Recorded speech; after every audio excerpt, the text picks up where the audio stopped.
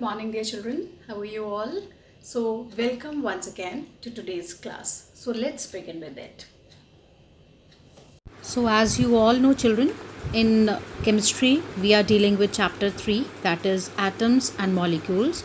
So, to continue with the same chapter, the next topic that we are going to discuss today is Dalton's atomic theory. So, let's start with it. Dalton atomic theory. According to Dalton atomic theory, all matter, whether an element, a compound, or a mixture, is composed of small particles called atoms. So now children, let's discuss about the postulates given by Dalton for his atomic theory. All matter is made up of very tiny particles called atoms. Atoms are indivisible particles which cannot be created or destroyed in a chemical reaction. Atoms of a given element are identical in mass and chemical properties, that is, in accordance to law of conservation of mass. Atoms of different elements have different masses and chemical properties. Atoms combine in the ratio of small whole numbers to form compounds according to the law of constant proportions. And the relative number and kinds of atoms are constant in a given compound. So let's start with our next term, that is atoms. Atoms are building blocks of all matter. According to modern atomic theory, an atom is the smallest particle of an element which takes part in a chemical reaction. Atoms are very small, which cannot be seen even through very powerful microscope. Atomic radius is measured in nanometers, that is 10 raised to power minus 9 meter. 1 nanometer is equal to 10 raised to power minus 9 meter.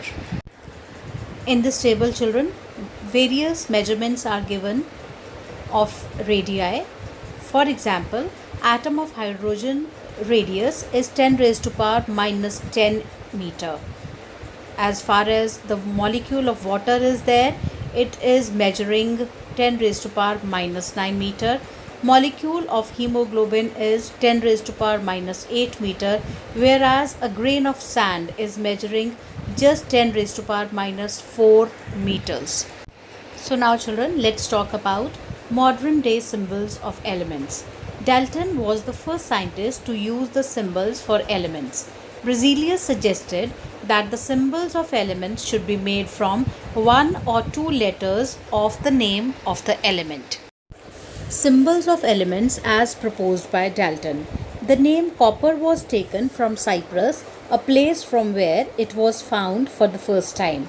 Now, IUPAC approves names of elements. IUPAC stands for International Union of Pure and Applied Chemistry, which approves names of elements. Many of the symbols are the first 1 or 2 letters of the element's name in English. The first letter of a symbol is always written as a capital letter, that is uppercase, and the second letter as a small letter, that is lowercase, which is very, very important, children. This table, children, is given for you to refer to whenever you study about elements. Do not bother to memorize all in one go.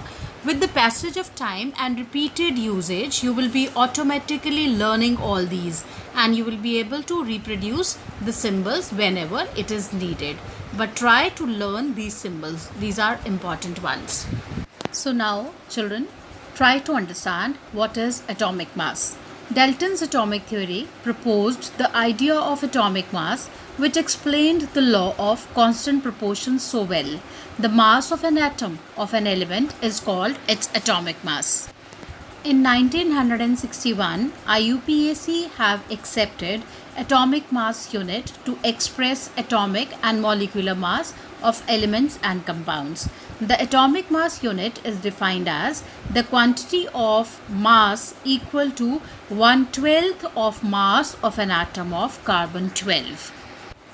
So children, 1 AMU, that is atomic mass unit or simply unit, is equal to 1/12 into mass of an atom of carbon 12, which comes out to be 1.66 into 10 raised to power minus 27 kg.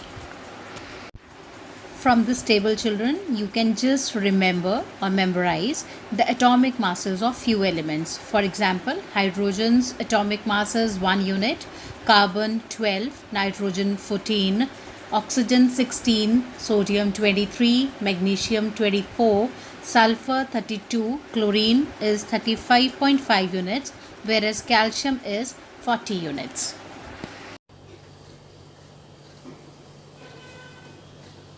Thank you, Shamstars. That's all for today. I hope whatever was told and explained in the class, you have understood it nicely. Even then, if you have any queries, you can drop it on the Google Classroom.